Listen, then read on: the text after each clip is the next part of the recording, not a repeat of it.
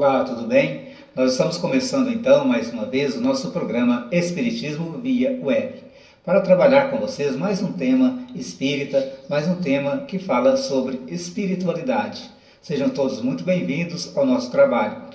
Hoje nós vamos falar sobre imortalidade da alma. Vem comigo, vamos conversar um pouco a respeito deste assunto. Na vida, todos nós descobrimos que a vida, essa sensação de estar aqui no mundo, de estar convivendo, de estar abraçando ou mesmo de estar trabalhando pelo nosso crescimento, pelo nosso progresso, nós vamos compreendendo que é muito bom viver. Nós falamos até sobre a multiplicidade da vida e sobre a vida em abundância no nosso programa passado. E aqui hoje nós vamos falar um pouquinho sobre imortalidade da alma, levando a vocês algum conhecimento dentro daquilo que nós já lemos a respeito dentro do Espiritismo. Bom, todo mundo sabe que a gente nasce, cresce, reproduz e morre. Com as plantas são assim, com os animais é assim, com o ser humano é assim. E até com os vírus, bactérias, todos os seres vivos nascem, se desenvolvem, reproduzem e morrem. Então, nascimento e morte é uma lei. É uma lei para que se estabeleça a vida no plano material. Mas o Espiritismo vem falar para nós que esta fase de nascer, viver, progredir, crescer e morrer, que nós temos aqui no mundo físico, é apenas uma fase de uma vida maior, de uma vida mais profunda, de algo de uma profundidade mais abrangente. A gente, quando desenvolve nesse mundo a nossa vida, nós vamos percebendo ao nosso lado todo tipo de cores. São plantas de todas as naturezas, são animais de todas as espécies, são diferenças de uma para outra coisa, mas no conjunto algo muito bonito. Algo assim, uma arte, um trabalho feito com muito carinho pelo nosso Pai Celestial.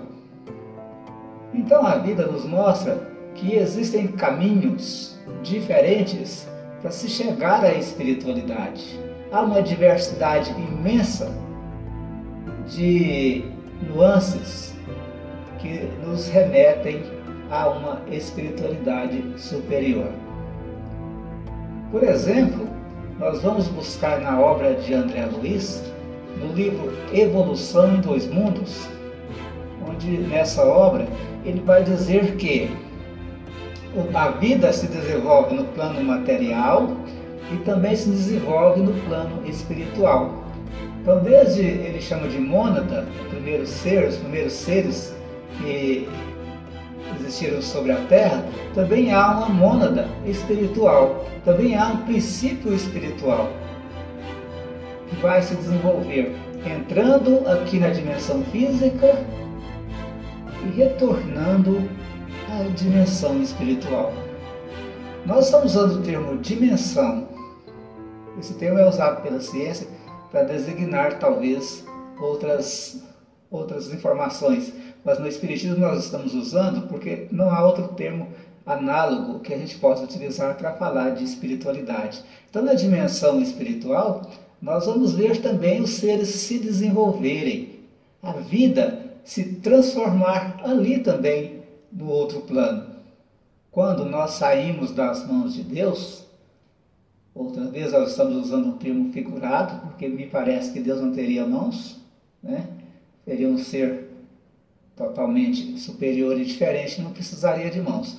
Mas quando nós saímos dele, nós saímos sem nenhum conhecimento, como fosse um princípio, como fosse um pequeno ponto de luz, que precisasse ali agregar conhecimento, agregar experiência. desenvolver os sentimentos que estão ali dentro já, inatos ali, como fossem sementes. E aí, com esse desenvolvimento, ele faria essa trajetória, vindo para os planos físicos como o nosso planeta Terra e vários outros planetas também existem esses planos de experiência, e retornaria ao plano espiritual. E o plano espiritual não seria apenas um plano espiritual, estaria sobrepostos vários planos, várias dimensões, uma sobreposta dentro da outra, vamos dizer assim, e uma sobre a outra. E a vida também, ela se desenvolveria ali de uma dimensão para a outra. Mas como o nosso programa, também nós não temos um conhecimento tão profundo, nós lemos bastante, mas quanto mais a gente lê sobre o Espiritismo, mais a gente vê que não sabe nada. Então, esses espíritos saídos da mão de Deus, eles vão se desenvolvendo gradativamente, passando de uma dimensão a outra, indo e voltando de uma para outra, vindo para esse plano, voltando para o plano espiritual. E no plano espiritual também passando de uma dimensão a outra, como se fosse um aprendizado permanente. É um aprendizado permanente. E, pessoal, esse aprendizado, ele vai chegar até o fim? Não. Nós vamos desenvolver até adquirir a perfectibilidade necessária para entender Deus e entender o funcionamento de tudo. Mas ainda ali haverá para nós a abertura de um campo de aprendizado tão intenso e imenso quanto o que já existe até hoje. Para se ter uma ideia, Jesus, que veio à Terra há 2000 anos, ele não existe mais daquela forma. Ele já tem um aprendizado acumulado de mais 2000 anos de aprendizado. Imagina Jesus, o que ele conhecia, o que ele sabia há 2000 anos. Imagina ele agora com mais 2000 anos de acréscimo de conhecimento. Porque, gente, é uma espécie de reta que vai subindo, reta não, de curva, né? Que vai subindo, e quanto mais o espírito sabe, mais ele deixa retilínea a curva de aprendizado.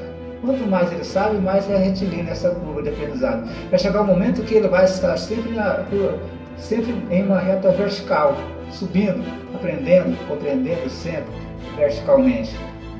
E quanto mais o ser se torna melhor, mais ele entende a necessidade de amar o semelhante. Então, se Jesus nos amava há 2000 anos, imagina agora com um acréscimo de 2000 anos de aprendizado. A sabedoria dele e de todos os espíritos da categoria dele, porque Jesus foi o único espírito de luz e desenvolvido que veio à Terra, desenvolvido em sua forma total, né? Da herança, eles chamavam de o filho do homem, né? O filho da humanidade, aquele que conseguiu se desenvolver. Mas existem outros que cuidam de outros planetas, de outros sóis, de outras constelações e de outras gerações de vida pelo universo afora. Bom, e nós vamos entender então, principalmente com o advento do ressurgimento de Jesus, lá no Novo Testamento, depois que ele é morto na cruz, que a morte não existe. E aí, veio o Espiritismo, um pouco de tempo à frente, né, em 1857, com o advento de O Livro dos Espíritos, veio o Espiritismo, que já era estudado ali, já tinha muitas pessoas que estudavam espiritualidade, né, houve os fenômenos nos Estados Unidos, das Irmãs Fox, que levaram então ao movimento das mesas girantes, e aí houve todo um fenômeno de aprendizado e de espiritualidade naquela época. Então, culminou com o surgimento do Livro dos Espíritos, sob a pena, né, do nosso companheiro, do nosso irmão, do nosso mestre, do nosso professor Allan Kardec. É o Hippolyte Léon Denis Rivet, o seu nome. Então ele pegou toda a obra que existia, todas as psicografias e informações e fez uma espécie de codificação, que nós chamamos, e criou o Pentateuco, que são as principais obras espíritas, além dele ter escrito muitas outras que nós vamos enumerar. Então, o Livro dos Espíritos, o Livro dos Médiuns, o Evangelho segundo o Espiritismo, o Céu e o Inferno, e a Gênese. Então, esses cinco livros, eles vão resumir tudo aquilo que tinha, né? Abraçar tudo aquilo que tinha de espiritualidade e de provas e de manifestações espíritas. Mas Kardec também escreveu durante 9 anos a Revista Espírita, que era um fascículo por mês, e ele ainda deixou obras para serem escritas depois, sob o nome de obras póstumas, que juntaram ali aquilo que ele tinha deixado na gaveta e fizeram o livro Obras Póstumas. E tem também, me parece, o Principiante Espírita e o que é Espiritismo, que são obras também de Allan Kardec. Bom, talvez eu tenha esquecido de alguma, mas Kardec, ele veio nos falar também, aliás, ele veio nos falar principalmente da imortalidade da alma. Então, por que que existem essas dimensões e todo esse arcabouço preparado para que a gente possa viver? É porque Deus nos cria para sermos seres felizes e seres que vão resistir a tudo e sobreviver na eternidade. Toda a vida, ela é trabalhada para que a gente chegue nesse ponto de evolução. Nós temos também na obra de Chico Xavier, principalmente nas obras de André Luiz, o livro Nosso Lar, que vem trazer para nós como é que se dá a vida nesse plano mais próximo de nós, no plano espiritual mais próximo de nós. O que acontece com as pessoas que morrem doentes, com as pessoas que morrem por suicídio, com as pessoas que morrem de forma natural? Vamos ter ali, nessa obra, que retrata uma cidade no plano espiritual, uma vida, talvez a nossa vida aqui no mundo seja uma cópia mal feita de lá. Porque lá tem toda uma sociedade, com praticamente tudo que tem aqui, só que em patamares de pensamento mais elevados. E nós vamos saber, através dessas obras de Kardec, através dessas obras de André Luiz, das obras dos médiuns, tem um conhecimento e uma sensibilidade maior, como Divaldo Franco e muitos outros, que a nossa vida aqui, ela está imersa em um mundo de energia pura. Nós estamos na energia, nós estamos sobrevivendo dentro de um mecanismo de energia. Todas as coisas vivas é uma energia. Uma flor, por exemplo, quando ela vai se abrindo, ela, na verdade, é energia condensada.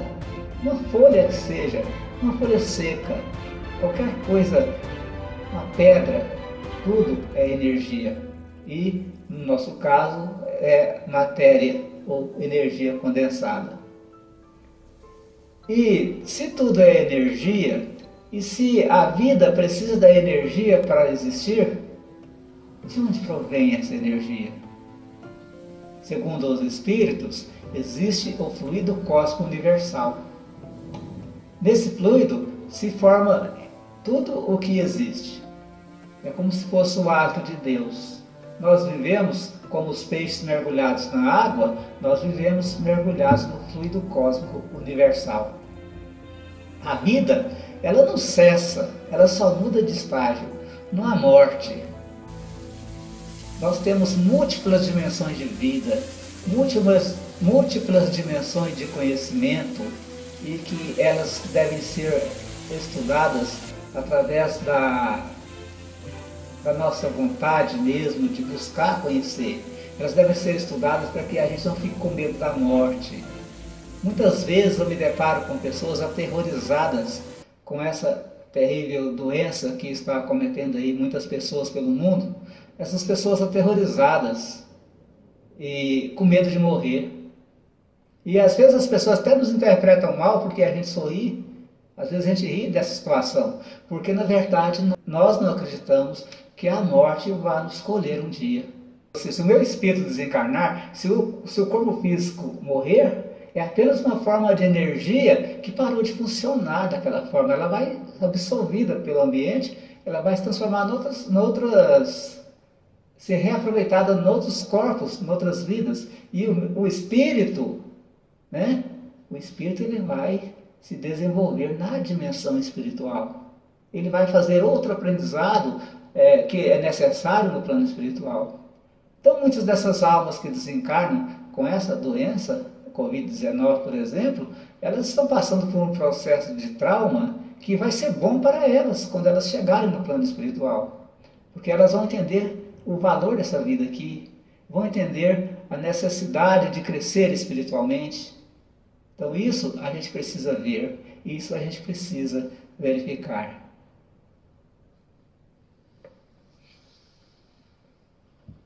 As doenças, elas são como remédios para o nosso espírito. Muitas vezes nós não acreditamos nisso. Muitas vezes nós pensamos que a doença é um castigo de Deus. O Espiritismo não vê a doença como um castigo de Deus. Porque, afinal de contas, se Deus é infinitamente inteligente, por que ele ia castigar os seus filhos? Então as punições que podem ocorrer, os castigos que podem ocorrer, são devidos a uma lei automática criada por Deus, para que através do nosso aprendizado pelo sofrimento, a gente conseguisse compreender a verdadeira vida. Na verdade, a doença seria uma bênção, conforme está no Evangelho segundo o Espiritismo, que Deus envia aos seus filhos, para que eles possam entender melhor a vida espiritual, para que eles possam entender melhor a sua vida verdadeira. As calamidades, elas são choques de realidade para a vida espiritual. Então nós estamos passando por esse choque de realidade que está ocorrendo no mundo inteiro para esta outra verdadeira vida. Então a humanidade se uniu, praticamente todas em um só objetivo, que é combater um vírus que está aí prejudicando a humanidade. Ainda bem que ele não está sendo tão forte e tão agressivo quanto foi noticiado.